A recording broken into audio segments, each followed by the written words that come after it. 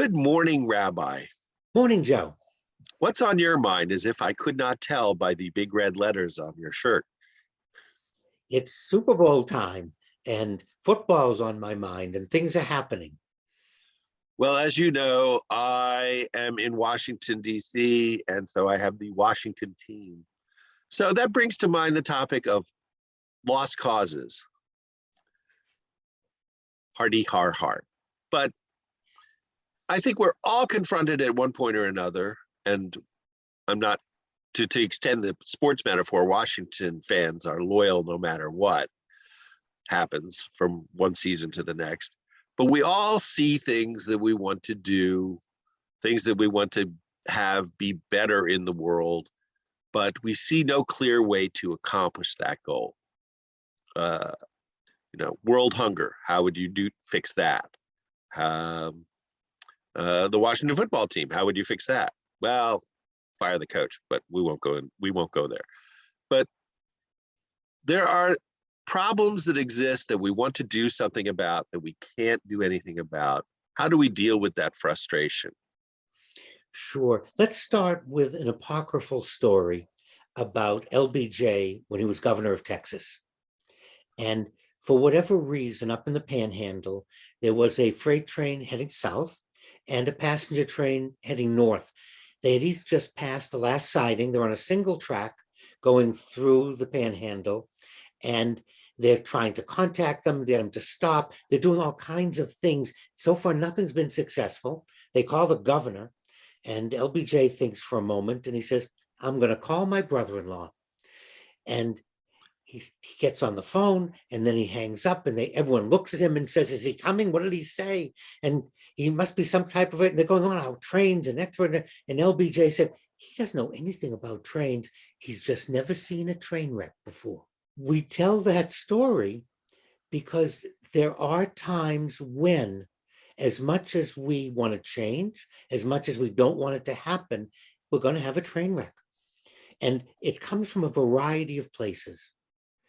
And we're dealing with our own feelings about tikkun olam, about making the world better, about doing the right thing. That's one part of it. And then there's the structure, whether it's a corporation, a country, a relationship. So it's not always possible that there is a solution, given the other factors involved in what's coming together.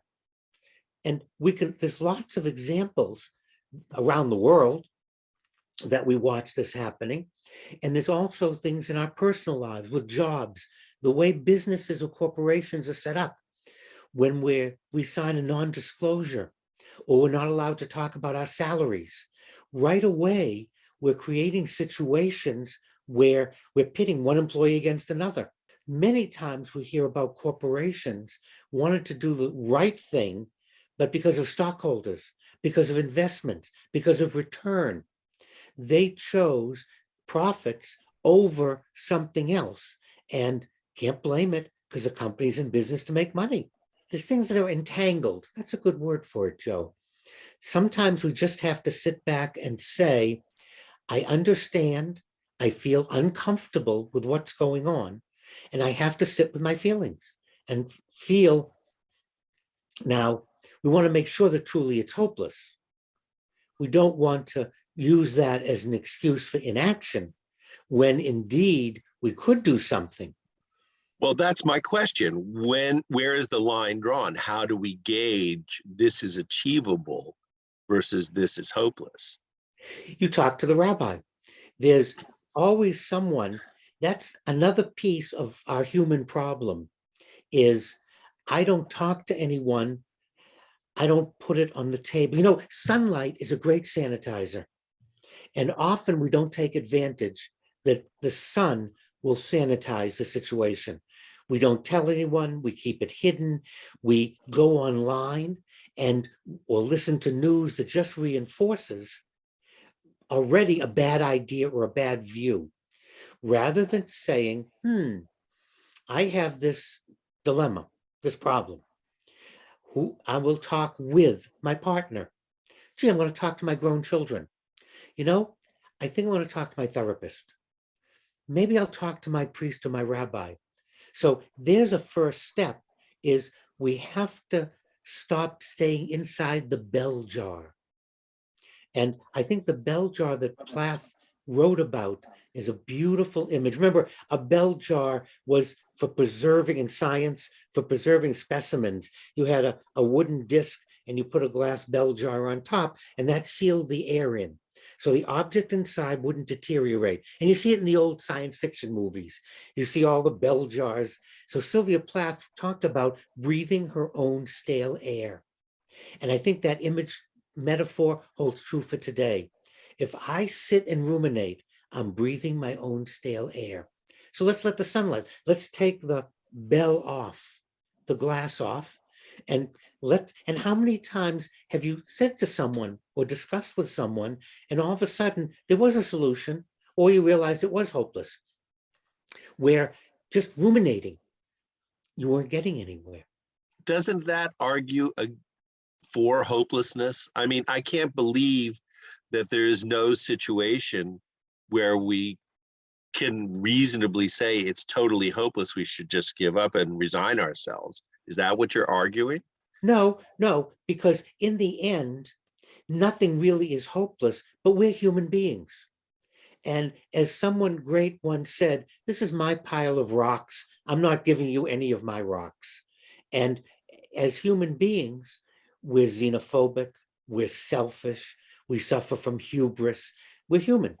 And given the human condition, some things really aren't hopeless, but they are, because as human beings, we're not going to make the trade-offs. We're not going to make the concessions. We're not going to do what's necessary to reach a solution. And now here comes back to your question. What is it doing to me? I don't care about the president or the CEO of a particular company.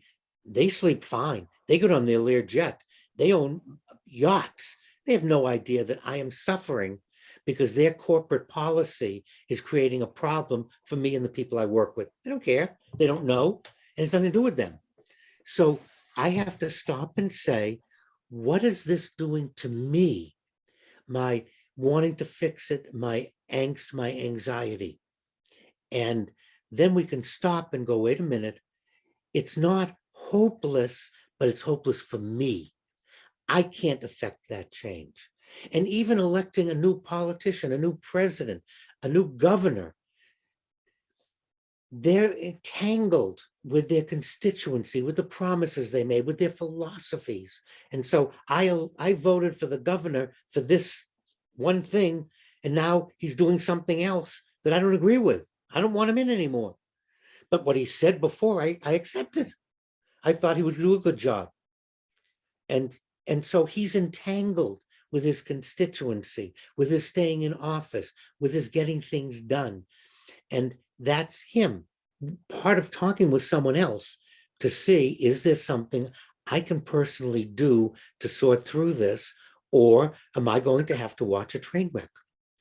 My problem with that perspective is that sometimes hopeless causes are the ones that need the most attention. My mother used to nickname me her little Don Quixote, and Cervantes' hero was Mhm. not so much a hero as a fool, depending upon how you looked at it, because he believed, how does the song go? To dream the impossible dream. Right, right. Again, I'm not advocating any position. What I'm advocating is you have to sit down and you have to decide, am I Don Quixote? Or would I rather be happy or right? How do I want to live my life? And how important is this? It's different if I look out my window and I watch someone being molested out in the parking lot, well, on the golf course. I watch one golfer beating another with his club, and I just watch and I record it, as happened in a shooting here in Maryland, instead of calling 911. You're not obligated to intervene if you can't, but at least to call for help. Um, am I going to stand by, or am I going to participate in something? And that was extreme, but that's a decision. How much involved? How much do I want to give? Obviously, the golf course example, there's no question, you call 911, you do something right away. However, with a corporation or a company where you can't get at the sources, where it's built in, you have to decide, do you want to be Don Quixote or not? And what does that do to you? Well, I know I will probably still have to be Don Quixote. But where would Don Quixote be without Sancho, his wise companion? So I will ask you to get a donkey and follow behind me, and we together will ride off and chase down some windmills. I Thank won't you use very that. much. I won't Thank use you. that terrible joke about another name for a donkey, but I'll be glad to be your Sancho to your Don Quixote.